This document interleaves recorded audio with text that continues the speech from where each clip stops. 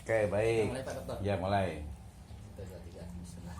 Ya, baik. Jadi untuk mata kuliah, sumber belajar dan media pembelajaran PAI yang saya ampu ini, kita itu mengakomodir bagi mahasiswa yang rajin, yang semangat, yang mungkin pengennya ideal, kita akomodir. Demikian juga yang mungkin banyak pekerjaan, sibuk dan sebagainya, ya kita akomodir juga gitu ya. Jadi ada yang memang betul-betul ideal, ya mungkin ada yang setengah ideal, ada yang kurang ideal.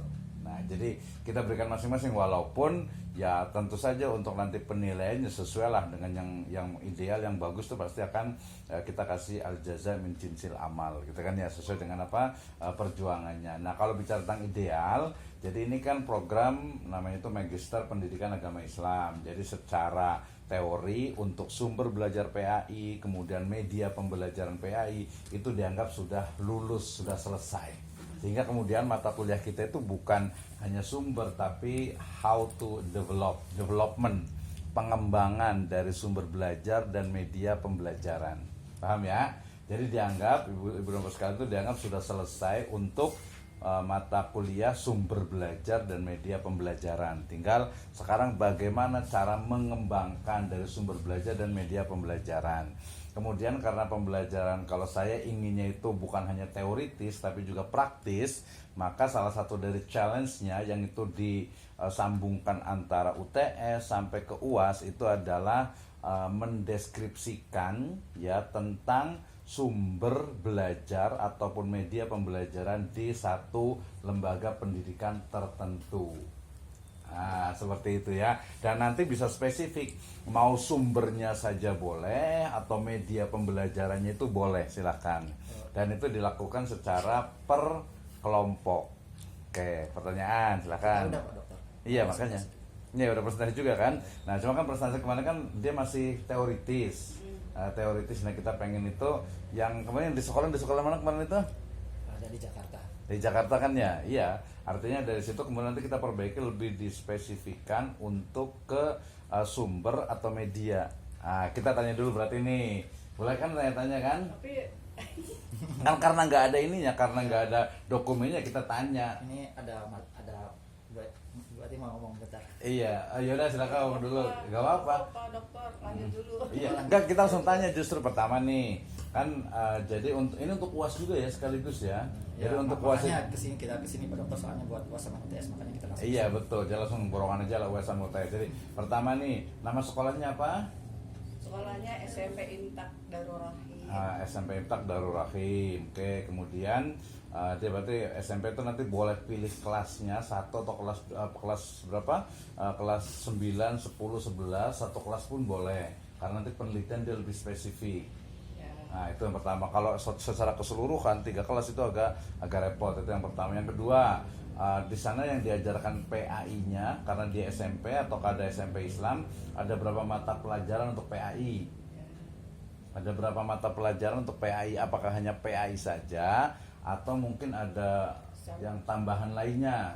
Misalnya kalau tapi di MTS sih biasanya Quran hadis, akidah akhlak, atau mungkin ada apa gitu. Ada nggak selain itu? Jadi gini Pak Dokter, sebenarnya kita berempat. Aha. Nah, ini berawal dari makalah itu yang buat sama Pak Herul. Terus? Beliau yang ada ngajar di situ. Nah, beliau yang tahu kondisi di sana. Di situ, Nah, kita dia udah mau ketemuan nih sama Pak Herul juga janjian. Akhirnya setelah komunikasi ternyata beliau nggak bisa.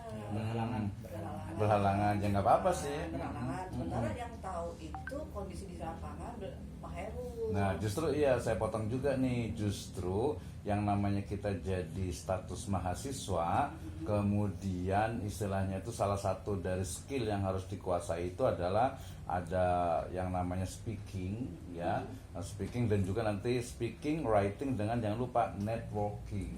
Nah, gitu justru malah kalau saya itu biasa kalau kayak S1 juga S2 malah justru kita cari satu sekolahan yang memang kita nggak kenal sama sekali, datang ke sana kemudian ya salam, kemudian mengatakan saya ada tugas dari dosen mata kuliah ini, saya di program Magister Siva, kemudian ingin ya mini riset lah kayak gitu Itu idealnya juga. Jadi nggak mesti harus ada yang kenal gitu. Dan bahkan yang kemarin yang presentasi kedua itu kan pesantren. Walaupun pesantrennya sendiri, tapi ketika mengidentifikasi ke sumber dengan media itu kadang masih belum tepat gitu. Gitu ya. Tapi tadi nggak apa-apa. Mungkin karena ya udahlah cari yang kenal. Lanjut. Terus jadi kendalanya sekarang kami bertiga nih, seperti masuk ke dalam hutan gitu, Iya, tanpa betul. data, tapi memang sudah ada makalah tersebut. Betul. Kan. Mau dari nol nggak mungkin, Ya, nggak tapi mungkin. kami mau melanjutkan itu. Ya, boleh. Tersebut. Nah, jadi sekarang udah bikin kerangkanya nih. Iya, betul. Kami sudah bikin kerangka. Menurut Pak Dokter, bagaimana? Kemudian juga kami butuh arahan dari. Ya betul lah, ya pentingnya itu. Nah, saya potong juga yang namanya metode penelitian kualitatif itu memang filosofinya itu kita datang ke hutan. Jadi ketika datang ke hutan, kita nggak tahu nih di hutan itu ada apa. Apakah ada binatang buas, ataukah binatang ternak, atau kijang, atau ada tumbuhan langka, kita nggak tahu. Justru kita masuk ke dalam kemudian mendeskripsikan. Jadi betul, itu kualitatif, kecuali nanti kalau kuantitatif beda. Terus, berarti langsung lanjut ke materinya. Materinya coba. Sudah ada. Kalau dari materi itu, kalau dari saya itu sebenarnya simpel, hanya menjawab 2 pertanyaan. Ya, menjawab 2 pertanyaan. Jadi kalau anggap ini sebenarnya kalau kayak kemarin Pak Kusma itu udah bisa jadi tesis gitu ya. Jadi 2 pertanyaan saja. Bapak bentar mau Coba. share ke Bapak aja. Boleh, enggak saya baca aja boleh. Ini kan tentang ini yang jurnal ya, sebelumnya sampai latar belakang Ini konteks. reviewnya. Iya, nggak apa-apa. Kayak dia bisa lebih spesifik ke dia mau ke digital boleh juga. Dia sekolahnya bagus ya. Bagus ya. Itu udah umum ya. Oke, jadi kalau di sini kita baca ya, sumber review nanti bahasanya nanti ditambah dengan pengembangan. Sebenarnya kalau utamanya kan pengembangan, tapi di sana pakainya apa nih? Mau pakai inovasi, mau pakai strategi, ya itu bisa juga. Tapi secara malah pengembangan sumber belajar dan media pembelajaran pendidikan agama Islam di SMP Imtak Darul Rahim. Nanti ditambah komanya itu Jakarta. Nah, jangan lupa itu judulnya bagus tuh. Kemudian latar belakang, ini kan karena tadi kan baru kerangka ya. Jadi latar belakang itu adalah pemaparan oleh penulis, oleh tim penulis bahwa di SMP Imtak Darul Rahim itu memang ada permasalahan, baik itu positif atau baik itu negatif ataupun positif. Ingat, masalah itu tidak mesti yang negatif, tapi juga positif. Misalnya, Darul Rahim ternyata bagus. Bagusnya kayak gimana sih? Wah, kayaknya perlu diteliti nih. Itu ya. Jadi, ini minimal itu ya 2 halaman lah. 2 halaman untuk latar belakang. Ya 1,5 masih boleh lah dikit gitu. Terus jangan lupa nanti ditambah dengan referensi menggunakan yang namanya itu body note namanya tuh ya. Nanti ya ini kan sampai kan sebenarnya ini tuh udah jadi UTS nih, perbaikannya lagi nanti jadi UAS. Gitu. Cuma perbaikan saya pengennya tuh beberapa kali. Oke, berarti UTS selesai. UTS ini nih. UAS penambahan di latar belakang. Pertama 1 latar belakang.